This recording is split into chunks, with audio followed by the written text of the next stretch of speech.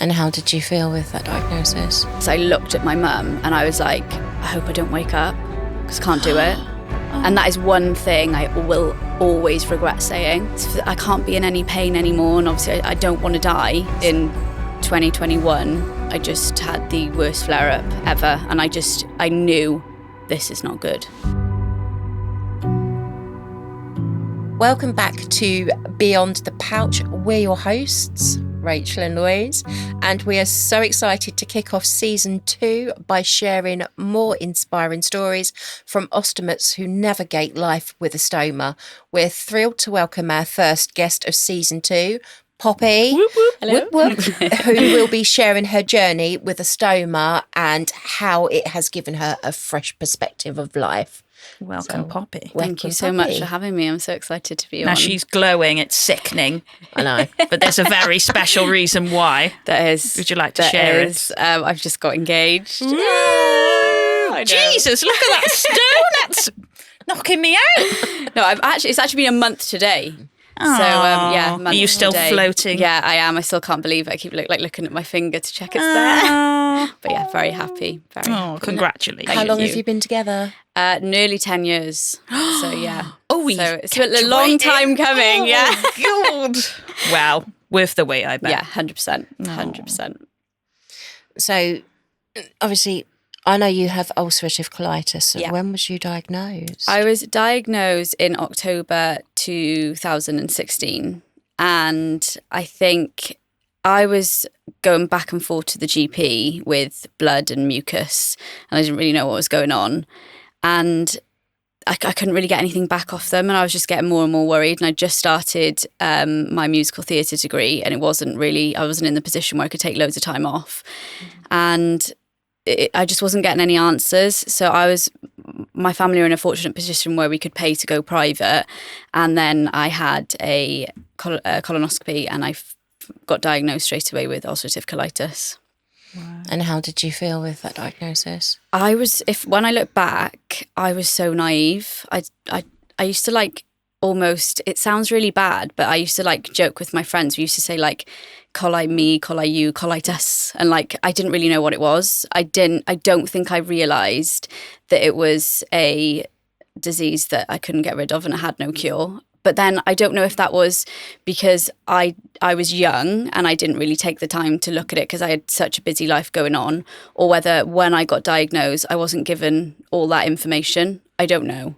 I feel I was really naive, and I don't think I had any idea that it would change my life how it has. But if you didn't know of it before then, no, you're not going to. I had no idea. Yeah, you got to give yourself some credit. Yeah, because it's. And I feel like I was given tablets, and I just thought I'll just take these tablets for the rest of my life. It'll be fine. I don't think I knew that there was no cure, and those tablets were just kind of helping me go as far as I could go. Yeah. Were you not told that when you were diagnosed then? I don't remember being told that. Yeah. I don't. And not everyone is, are they?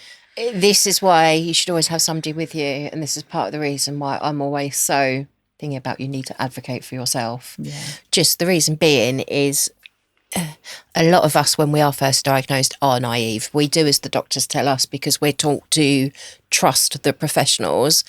And I mean, people are lucky now with the amount of social media, the presence there is, the stuff that you can look up.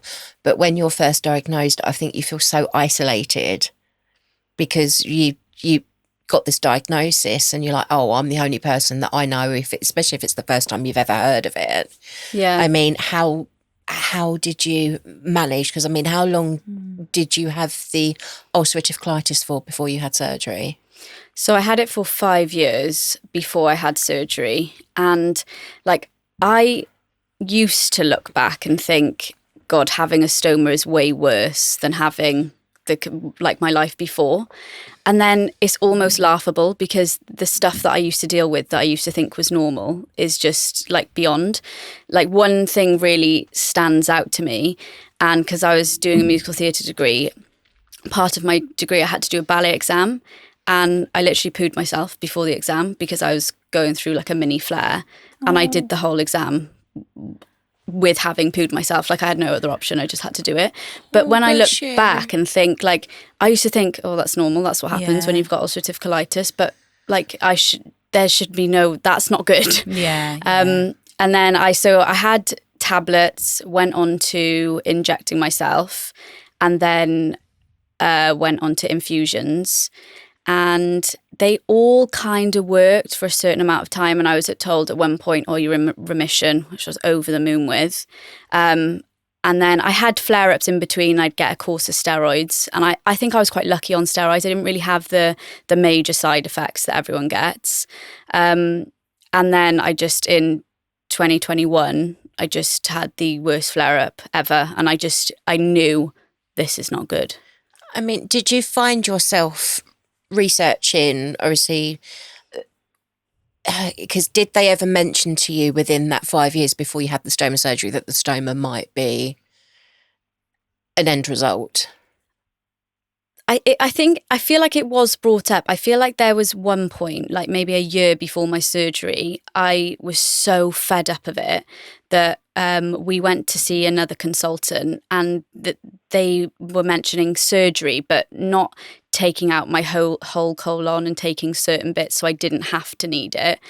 And I just was like, no, I don't want that. And I never used to, I couldn't even look at stoma bags, let alone, I didn't know what a stoma was until the night before. I didn't know what it looked like. I didn't know what it was. So was that because you chose not to look? Yeah, because I was terrified. Yeah. And I remember going through a flare-up, and I came down in the morning and I said to my mum, I had a nightmare that I had a stoma bag, and she was like, don't think like that, we've got to be really positive. But to me, that was the worst possible case scenario. Is there any reason as to why it was the worst case scenario in your head? So then you didn't, maybe fear of the unknown, you didn't know about it. I didn't know anyone who had one. Yeah. And I just thought old people had them. I knew of maybe 2 old people that had them, and I was like, that's going to ruin my life. I can't have that. Oh, bless you. Yeah. So yeah, Look at you now. I know, look at me now. If I could go back and speak to my younger self, because I would have saved myself loads of worrying. Yeah, but this is the thing. Everybody's opinion with regards to whether you have a stoma or not, or if you're facing a stoma surgery, everybody's opinion is valid, because there are some people that have had a stoma, is permanent, and they can't quite compute that that's going to be for the rest of their lives. Yeah. And it can cause depression, it can cause upset and bad body image, and take away any confidence that you may have. And this is part of the reason why we do the podcast, because it's not always bad, it's not always the worst case scenario. And if you've been dealing with in and out of hospital for 5 years, once you've had the stoma surgery and you're recovered, you're like, oh, everyone's like, why didn't I have it done sooner? Yeah, and that's But you had to come to that yourself. Yeah. So that, everyone's going to have the acceptance of it and learning about it in their own time, isn't it? Some person might take weeks, some person might take years. But and I think that's why I didn't think that I keep saying just having ulcerative colitis, because I feel like now I say that I have a stoma and ulcerative colitis. But pre-surgery, I used to look at that as not being so bad, because the only time I got admitted to hospital was when I had to have surgery. So I used to think, do you know what? It wasn't even that bad.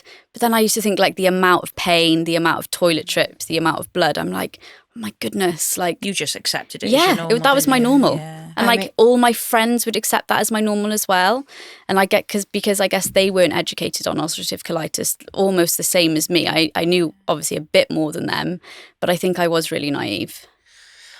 So your health kind of went to pot in December of 2021, and over the festive period, hospital admissions are. You don't want to go in over Christmas, do you? No. Let's face it, because obviously I know with my body it's always December. I think that's because we all tend to have that 2-week holiday period from like the 20th of December through to New Year. I think because you're relaxed and because you may not be at work, your body just goes, nope. Hell enough. Yeah. Let's relax and feel all the pain and the Hello. sickness. Yeah. So you was admitted in December of 2021, and how long was you in hospital for? I was in hospital for about 4 weeks, but I didn't have my surgery until about 2.5 weeks in. And I can honestly say it was a living hell being in hospital. I was on a trolley in a corridor for about a week, just linked up to steroids. And I think like all the nurses and doctors were just trying their best, but I just wish they weren't having their conversations in front of me, because it was like a panic. I was like in hospital and I thought I was going to get better, and I wasn't getting any better, and they were almost like, we don't know what to do. I've always had a brutal but honest relationship with my surgeon, because I need to know. I get that not everybody wants to know. But yeah, if you're thrown into, hospital and you weren't planning it and you were very poorly. No, I thought I was going in for a camera, and I was really nervous, because I thought, I just feel like they're going to say something's there that hasn't been there before, because I hadn't had a flare up that bad. And I was like, I have to be like basically like completely knocked out for them, because I find them so traumatizing. And I was like coming back around, and I had my camera in Landock, and I honestly remember one of the nurses saying, we can't have her here, she needs to be in the Heath with the surgeons. And so I had like 2.5 weeks like replaying that one line in my head. I knew I was going to have surgery before, and I think they were trying everything they could, which is what I wanted them to do, but I just knew it. And I used to go to the toilet in the hospital with my toiletry bag and like hold it up to my tummy and be like, that's what it's going to look like. And I was just so poorly. I was like, I just want to feel better. I just need that now. Yeah. Were you coming into more of a accepting of the bag? Like, oh, actually, I need this. I think I just wanted to get out of hospital, because I got put on a dementia ward. That was the only bed that was free. And I was the youngest by about 60 years. And it was just, honestly, it was just horrendous. And I just thought, I just need to get out of here. And then an ambulance turned up to take me then over to the Heath, because my consultant was in the Heath, not in Landock. So every time we needed to change the medication or something, we were waiting for a phone call. So everything was just taking so long. Like it was like I felt like the minutes they take ages, but then it was like, oh my God, another day's gone and I'm still in pain. And I think because it was Christmas, skeleton staff, and there was a new face every day. Yeah, that's and hard. Having to explain it all over again. It was just like, I need a break. But it's the new faces I find that, I don't say bedside manner sounds bad, but like I think if you've got consultants that you've got a relationship with and a rapport with, they're not as brutal or as whatever, or they might be in your case if you want that approach. But when it's the ones that are, what are they called when agency staff or whatever, they're just in, out, brutal, whatever, and sometimes you're not mentally in the place to receive that. And because it was like the back end of COVID, I couldn't have any visitors. I was allowed 1 hour every week, and I'd been in there 2.5 weeks at this point. 1 hour a week. Who was the chosen human? My mum. But my mum was hilarious, because you could come in if you were dropping something off, and she used to come in and be like, I've got a little lip balm. She needs a little lip balm. And I was like, I need the lip balm. Yeah. But yeah, at one point I just didn't know what to do. But in Landock, that was where I got my infusions, and the nurses who did my infusions were honestly amazing. And I just thought, I'm just going to phone their line. And I was just crying on the phone. And I remember being like, Natalia, will you come up? Will you come up and see me? And she was like, where are you? I was like, I don't even know what ward I'm on. Just come up and see me. And she did. And she came and sat with me. And she was with me when I got told, we think you're going to have to go over for surgery. Well, you'll never forget that human, will you? No. Yeah. I mean, you underwent emergency surgery, so why was it an emergency? Had you gone septic? Was there anything? I got pulled into a little room with my consultant. My mum and dad were in there, and it was like, oh my God, you've been allowed into the hospital. Like, I haven't seen you in so long. And they basically just said, we haven't got any more time to try anything else. And I was like, I always remember like my dad's face, because I feel like you look at your dad as like someone who's so like strong, and he's like a real macho man, and he was just broken. And I just thought, and I just kind of looked at him, and I was like, I think I can't be in any pain anymore, and obviously I don't want to die, so we're gonna have to do it. Yeah. I mean, so you had the surgery, and how long after the surgery was you discharged from hospital? So I had the surgery and I felt better immediately. I just felt amazing, but I was so weak because I was so ill for so long. I dropped to about 5 stone. Oh, bless you. I couldn't walk on my own. I had like a little trolley and all the nurses helping me. And then I got really sick. I couldn't keep anything down. I know they give you like soup and stuff because you're not allowed solids, are you? Was this after the surgery? After the surgery. So you had post-op ileus. I don't know what it was called. Yeah. Yeah, no, it's post-op ileus. So it obviously, because when they've done the stoma surgery, it freezes the bowel. So, and sometimes it takes a while for the small bowel to wake up. So I'm guessing you was projectile when it was green. Yes. Yeah. Yeah. And then is it an NG? Yeah. Post-op ileus. How many days? I reckon I did about 4 days. And then when they did the NG tube, I remember it was like 2 a.m. and they were like, we're going to have to put it down because you're so unwell. And I was like, call my mum. And they were like, no, it's 2 a.m. I was like, she won't mind, please. And they were like, no. And honestly, like looking back now, they did the best thing for me because I was so unwell, but they were like pinning me down. And honestly, it was just so traumatic. Yeah, my rule with an NG tube is if I need it, you put it in me when I'm out. Yeah. Do not hold me down because that is and you have to like sip water. It's the worst. It's the worst experience ever because what happens is if you don't swallow it the right way, it goes down the wrong way. Then they have to pull it out and then put it back in again. Yeah. And it's absolutely horrid because especially when you're that ill, you haven't really been eating, you haven't been drinking, and even having a sip of water in your instance, then it was horrid because you hadn't been eating or drinking because you've been on so many like fluid hydration for IV, like IV fluids. So NG tube is the most traumatizing part hideous. of anything. But then it did help. I was stopped being sick. And then I'd say I was in hospital about a week after my surgery. And then I got discharged and went home. But I was only home, I'd say, for just over 24 hours. You was admitted because you had a blockage and you also had a blood clot. Do you know what caused the blockage? So I don't actually know if it was a blockage or whether they didn't make my stoma big enough. So because I was so careful because I remember going back in and my surgeon was like, too much turkey, because it was literally Christmas Day that I was home for, and I was like, I didn't have any of it. I literally had mashed carrot and a bit of gravy because I was so scared to have anything. So I think my first surgeon, he was amazing, but I think I was so scared of having a stoma. I was like, please make it small. I don't want it big. And I think he did try to make it as small as he possibly could for me. And I just think it wasn't big enough. So I think nothing could get through. So then I had to have it refashioned. Yeah, I had to have the same. So how long between having your original one and being refashioned was it? Probably about 5 days. Oh my God. Yeah, so I had not recovered. I was just like still dropping weight. You must have felt back. I felt horrendous, and it was just and wheeling down. I don't think I will never forget the feeling of being put in another hospital bed and wheeling down. But one thing I really regret is I looked at my mum and I was like, I hope I don't wake up because I can't do it.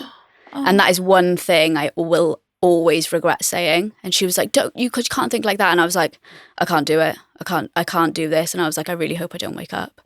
And that is one thing I really regret saying. I wish I could take that back. Yeah, but I was just broken. Your mental health, you was at your lowest. No, There's, at the end of the day, yes, you can regret saying that. Yes, you can apologise. But at that moment in time, you'd had enough. That's how you felt. And I was like, they recognised me when I went back down because I had my Christmas nails done. Wow. Of course. But they were like the biab that you have to take off with like all the professional stuff. So I couldn't take it off. And they said during my first surgery, they lost like my oxygen level and everyone panicked. But it was because of my nails. And when I went back down, the anaesthetist was like, oh, not again. Yeah, there she is, causing havoc. On my toe. To be fair, like if you've got like banging nails, why can't they just put it on your toe? Yeah, pop it on my toe. Oh, God, but I was quite a nightmare going down because I remember my anaesthetist had dangly earrings and I was like, can you take them off? Because if they fall into my throat, I might die. And she was just like looking at me like, allowed earrings on? She definitely have dangly earrings. I thought 100%. they weren't allowed jewellery. I don't know. God, But she took them off. Well, yeah. Because, I don't blame you for thinking that. Can you imagine? It's like the worst things are just going through my brain. Yeah, I think, yeah. Well, you're not thinking with clarity in that moment, are you? No. You're on like fight or flight mode. I think when you're scared, and because I've always been walked down to my surgery, I've always walked down to the room before, just outside the theatre, with my surgeon and got into bed. I've never been wheeled. See, married couple, nice romantic stroll to the theatre. Walk down with him, and I think because you're scared but you're trying to be strong and you sit on the table, I think with me it's just literally when they say, right, we're going to knock you out, 10, 9, bye bye. Did you count with them, or were you just so like? No, again, I was like screaming. Someone from the next room came in and was like, is everything okay? I was just like panicked, and I was like, I've been through all this before, like the epidural, and then so I've had 2 epidurals now, and I just like I can just remember like being like hunched over like this. Oh, I hate them. And then they put the mask on your face, and I remember going, I can't breathe, and like someone else come in like, is everything okay in here? And then I'm out, gone. Oh, I hate epidurals. Honestly, I hate it with a baby. You can just feel them trying to find a vein. Oh, I hate them. I can just only remember that feeling of being hunched over. And then they go, do you want to hold your hand? So I had like Luke's hand with one, and then I grabbed a nurse's hand with the other, and she was looking at him like, are you feeling this? And they're like, I hate it. The last anaesthetist that was meant to do my back block and my front block when I had prostatectomy surgery didn't do it right. Oh, so I woke up screaming. But that's the fear as well, is you've got to put your trust in these humans that you don't know. Yeah. And like, are they going to do it right? Is it going to be enough anaesthetic? Like when they run the ice to check your numb, or I'm on about a C-section now, so that's a bit different. But and I was moving my feet a bit, and they were like, "You shouldn't be moving your feet," and I was like, "Well, I am." And they're like, "Oh, but you shouldn't be," and I'm like, "Well, you need to stop that before you start cutting a hole out of me." Oh, I'm like a major hugger as well, and I remember being like, can I have a hug? And they're obviously like all really like, what's it when there's like sterile? Yeah, sterile, and they're like, no, we can't hug you, and I'm like, I need a hug. Oh. I mean, how did you feel when you finally got home from having the refashioned stoma? Oh, just honestly rock bottom. Just were you with your fiance then? Yeah, yeah. So when backtrack a bit then. So what year did you meet him? So I'm imagining he's been through all this with you then. Yeah, so by the time I had my surgery, we'd been together 6 years. And that must have been so hard for him with you in hospital and he couldn't come in. Before I got admitted, we'd moved into our new house.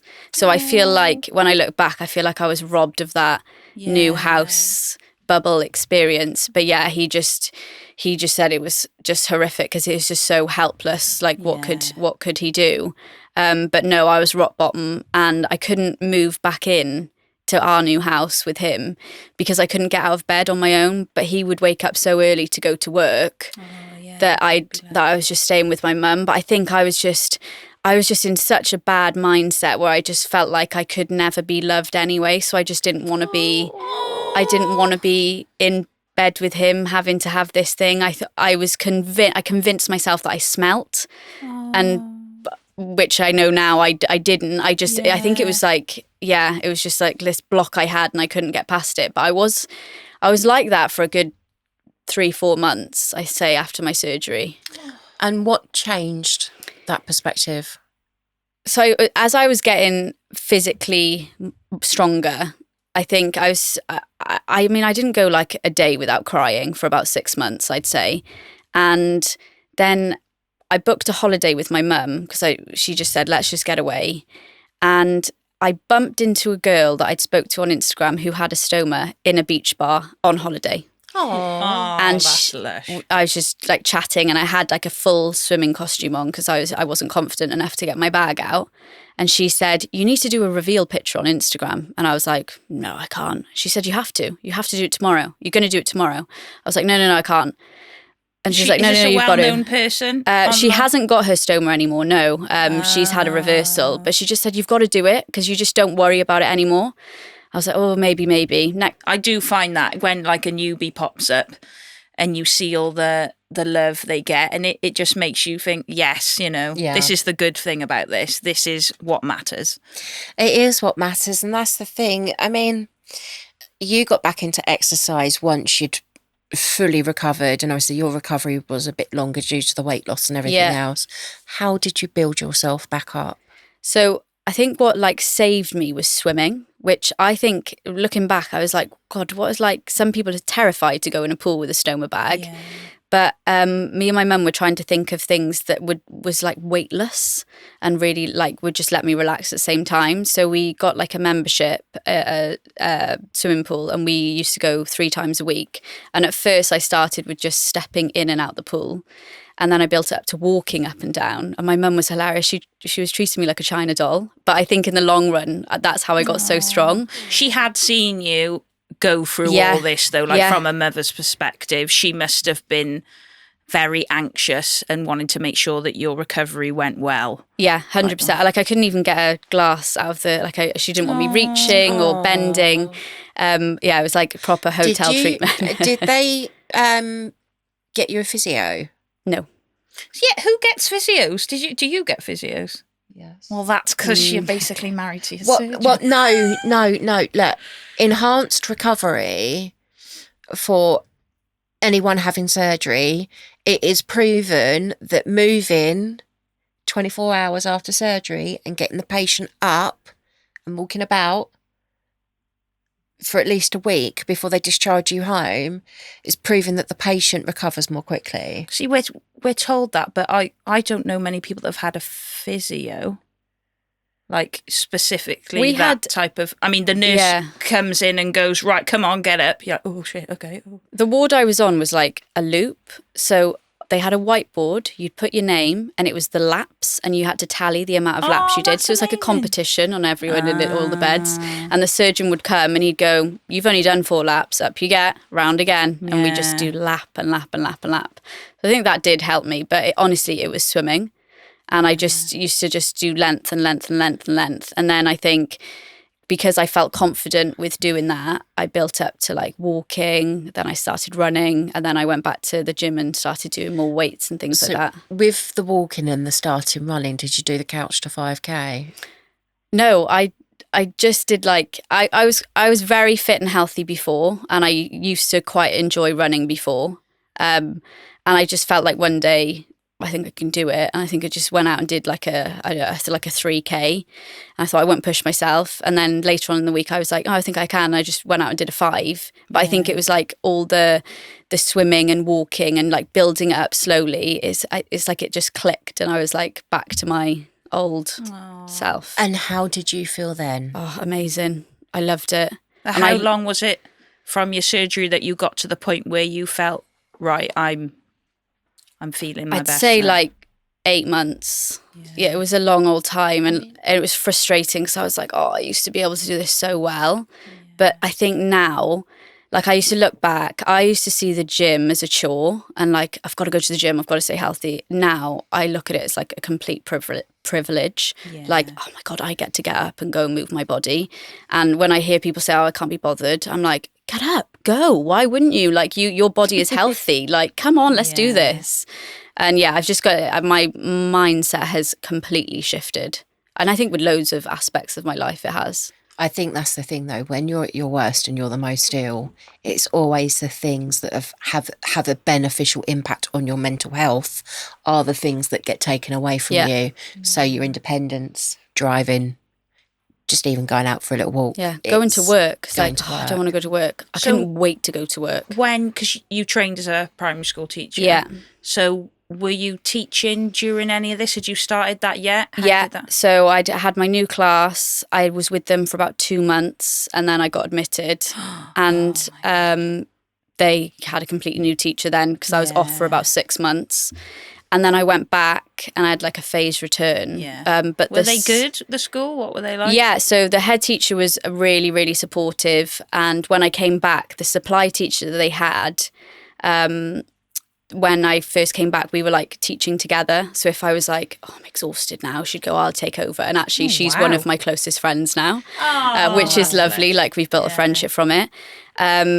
But yeah, I couldn't wait to go back. I wanted to feel normal again. Well, you've had a bit of a switch now, haven't you? I mean, the opportunities you've had since going on the gram is quite amazing. I know. Yeah, I think I knew I didn't want to be a teacher forever, but I think I feel like it's almost the career that it is so rewarding and it's so comfortable that I think you could get stuck in it. Yeah. And I don't think if I didn't have my stoma, I don't think I would have ever had that confidence to switch it. Yeah. And it just got to the point where I thought, this is not making me happy like it used to anymore. I don't really know what I'm going to do next, but this year I handed in my notice, and yeah, I've just felt like almost free again. And I don't think I would have done it without my stoma, because it isn't until you're lying in that hospital bed and you see how short and precious life is and how quickly things can go wrong. Why should you wake up every day and go to a job that's not making you happy? So you've not got that dreaded, we're nearly back in a couple of weeks now. I haven't got it anymore. Your summer holidays carrying on. And I've never ever been able to go on holiday in September. No. And I've booked a holiday for the 1st of September. And you've just been to Japan. Just been to Japan. Insane. It was amazing. How was it with your stoma then? Were there anything you came up against or anything you thought, No, literally nothing. The heat was 38 degrees, but I had no issues with the heat with my bag sticking. I've never really had issues with that even when I go on holiday. And they have specific ostomate toilets out there. Yeah, I saw that you shared that. Oh my goodness. And they were amazing. And everything is just like labelled. I think over here, because they don't have those, like they had a little image of the body of a person sign? And a plus where your stoma bag would be. I feel like that just eliminates all those awkward conversations that you have to have, because I've had awkward conversations coming out of disabled toilets being told you shouldn't be using that, and then you have to explain. But yeah, it's just everything was labelled, and like other things that you can use a disabled toilet for were up there as well. I just thought, it was really inclusive, and it was just and every toilet was clean. So clean. Wow, that's not a luxury we get here. No. And like even walking up to like an ancient temple, and like you'd think of like the toilets we have in parks over here, really, really grim. Yeah. Like you could eat off the floor. But were they all the self-cleaning ones? They are, but they've got people going in after every person, like someone mopping the floor, it's just so clean out there. Wow. It was amazing. Fair play. Yeah. I mean, what are you doing now after you decided to change careers? Really just seeing where life takes me, and I feel excited for that. I will be doing supply teaching because I still have to pay my mortgage, but really just having that flexibility now to be open, and any opportunity that comes my way, I can just grab it, ride it, and see how it goes. I mean, how long after surgery did you do the Tough Mudder? Oh, that's on my bucket list for next year, maybe like a year and a half. Yeah, that was good. That was hard. Where did you go to do it? Which one did you do? Bristol. Is there one in Bristol? I didn't know it was Bristol. In Bristol. Maybe I've made that up. And how did you feel doing the Tough Mudder? Because that thing's brutal. Yeah, so... Yeah, how did your bag hold up then with all that? Any issues? Fine. No? There's toilets all the way around, little portaloos, which I know, but it's got to be done, hadn't it? But the only thing I found difficult was, there's a few things I found difficult. Obviously trained really hard for it. I wear like the support belt, the tube one. And oh my God, it was when I was like wet going through the mud, it was just moving, and I found it really difficult to try and hitch it back up. And there was like a couple of us, me and a couple of my friends, hiding behind the tree, and they're like literally yanking it back up. What leggings did you wear for that then, or shorts? Just like standard black leggings. Were they high over your bag? Yeah, over my bag, but then like my belt was covering that anyway. I think with regards to stuff like the Tough Mudder and things like that, it's you'd be better with like the corset that they give you when you first come out of hospital. I've always had like a corset belt. I've only ever been given the tube one, so that's all I've ever had. But there was one exercise, I did everything, and it was coming to the end, and I was like, oh my God, I've done everything. Like, this is such an achievement. and there was like the wall that you run up and then people grab you. And I was just picturing myself running up, someone grabbing me and my body like full onto the, and I was like, everyone went up and I was like, guys, no, I'm not going to do it. I'm not going to do it. And I started walking around. They were like, you can do it. You can do it. And my friend and my boyfriend, fiance now, was shouting, we'll grab your tummy. We won't let your tummy slam. And I was like, oh, it's one exercise. Do I do it? I was like, I'm going to do it. So I just like ran up, but they were all so aware. And like all of my fiance's friends were just so aware of it. Like they were grabbing my tummy. They were making sure nothing was slamming against. I just feel like my support system for that was amazing. Yeah. Scuba diving. Now, I've been snorkeling with a Stoma, but how is scuba diving? Because I always wonder, is there like the pressure? Yeah, nothing happened. Surely wouldn't you feel better because you're all... Yeah, so I wore my support belt under a wetsuit. And then the only thing I really struggled was how heavy the tank was on my back. But my dad was behind me holding the tank, so I didn't feel any pressure. And then as soon as I got into the water, I didn't even think about it. And then when I came up, it was just filling up like it usually fills up. I didn't feel anything. It was just amazing. With your Instagram, so I've noticed your content is a little bit different than the norm.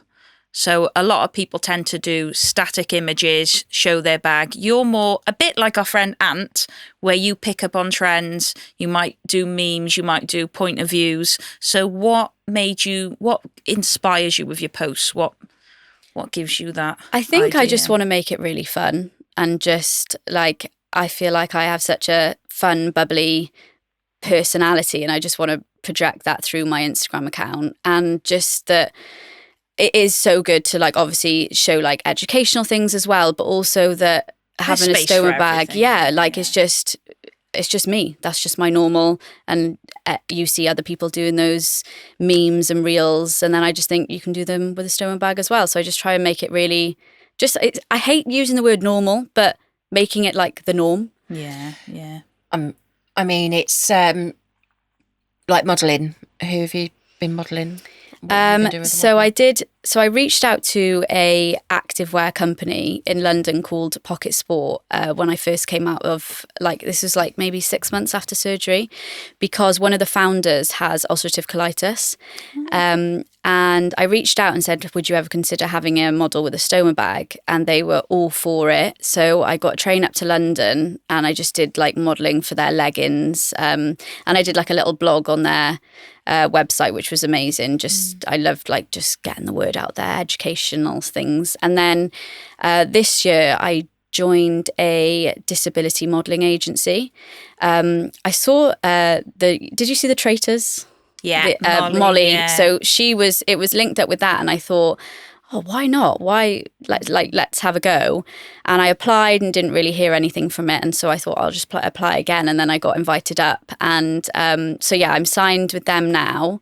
And there's like work coming through. And I went up and did a shoot for Garnier. Yeah, saw that. I know, I was like, why is my amazing. face not in it? It's just my stomach. But yeah, so that was amazing. And like a few things in the pipeline now, but that'll hopefully come through. But yeah, I'm just loving it, and I'm just going with the flow, and just, why not? So when you put that first image up with that photo shoot you did with your mum on holiday, did you keep doing content after then, or when did you really get into the flow of, right, I'm going to raise awareness and do this as well? So I would post things on my personal Instagram account about my Stoma bag, but because I was a teacher, I think I had to be really careful that I wasn't public. Yes. And then I feel like I came back to work after having my Stoma, and I thought, this job is not for me. I'm not passionate about it anymore. And I sat down with my friends, and they were like, well, what are you passionate about? And I was like, I just want to tell people about stomas, and I want to get that awareness out there. And then they were like, why don't you make an account? Yeah. And so December last year, I just thought, oh, why not? And I think I knew I was going to leave teaching anyway. So I thought, I'm going to make my account public. And if they tell me off, I'm leaving anyway. Did you get... No, that all the parents in schools followed me. They found me on, and I was having conversations with parents on the door. Wow. All my year 6 students knew about it. I used to show them my bag. They all followed me. Yeah, it was just like another way of teaching. basically. Wow. I mean, did you find that you had to be careful though with the type of content that you was pushing up? I was just careful with like swearing, because I know some of the songs have swear words in, but like bikini stuff, I just thought, well, you could bump into a teacher on holiday and see them in a bikini. Always doing it like with an educational message underneath, rather than just here's a picture of me in my bikini. There was always like a message or an inspirational quote or something that would help someone else. But even just, not having a long message, someone like yourself who maybe didn't know what they were before and were worried will see that and will get something from that. And honestly, the messages that I receive, it's just like, this is why I've left teaching, and I'm trying to do something different because this makes it all worth it. I mean, you've been doing presentations at universities. How has that been? Oh, that was amazing. So I did it for a group of fashion students. So they had to do something that was inclusive for a specific disability. And I did a talk for Fierce Femmes it's based in Cardiff. It's just all about like inspirational women. And I got invited to do that, which was an amazing opportunity. And after I did that, I got approached and someone said, oh, I came to your talk for Fierce Femmes. We'd love you at the university. Oh, what an honour. And they said they'd never had someone with a stoma bag. They'd always just focused on different disabilities. And she'd asked me to come in and like not really tell them what the disability was, because if you looked at me walking down the street, you wouldn't know that I had one. Yeah. And it was just really interesting. But the things these students were coming up with, honestly, was amazing. I was like, make one of them. Like, that's really good. And do that. And things that I hadn't ever really thought of. But then also things that they were like, when you I was talking about carrying all your supplies. And if you have like a tiny little cute bag, you're a bit stuffed. You've got to shove everything in your pocket. And one student was like, oh, well, you could wear like a belt with it all tucked in. And I was like, would you wear that? She was like, no. And I was like, don't make it for me then, because I won't wear that. Yeah, why should we wear a belt? Yeah, I mean, I know it would kind of help me, but I mean, would you wear that walking down the street over your outfit? No, don't make me do it then. Yeah. I miss that about nights out where you could you could take a little bag. I mean, I've got a bag that's not massive that I can get away with putting in a couple of bag changes, but yeah, that is one thing I think, I can't leave the house without bringing stuff. I must just be dangerous then. Oh, you're one of them. Oh, God. Well, I spread everything out between the group I'm with. So I have like, I don't know, a folded up bag in my tiny little pouch. And then Zach will have my spray, my best mate will have all my bin bags and my wipes. And then that is wise. I mean, if you're in a dilemma, you're like, right, everyone in. Pro tips. It's when they do the bag checks. So I use the Perform sachets. That must look dodgy. Having to carry like the card that comes in the Perform box. And I've never been stopped or anything to have like a bag check. If you're going somewhere, like I took my son to Man United the other week for a tour, they looked in my bag, there were scissors in there and all that, but they didn't say anything. But I've never been questioned as to why I've got stuff. I know that's not a lot of people do, but I've been quite lucky, really. I think Dreamland down in Margate was the only place where I had to justify why I had a pair of scissors in my stove. Have you ever had that? I don't take scissors. Maybe that's risky of me, but I don't take scissors out with me. I've only ever been stopped in the airport. But I always wear, I think I've just not on purpose, but I've just worn trousers. And where they've gone, you've got something in your right pocket, I've just gone, no, it's my stoma bag. And then last time I went away, they were like, oh, you're lucky that you showed us because we would have had to take you to a room and done a proper... Yeah, I've had that in an airport. A check. But then coming back from Japan, nothing. No. I'd like to wish them good luck with regards to the checks with regards to certain things, because obviously I've got Barbie butt. Oh, yeah. Could you imagine explaining that? Yeah. Oh, God. So do you have the option for a reversal? Yeah, it's definitely something that I have the option for. I just don't know if I would. My surgeon won't do it until I've started a family. That's what he said.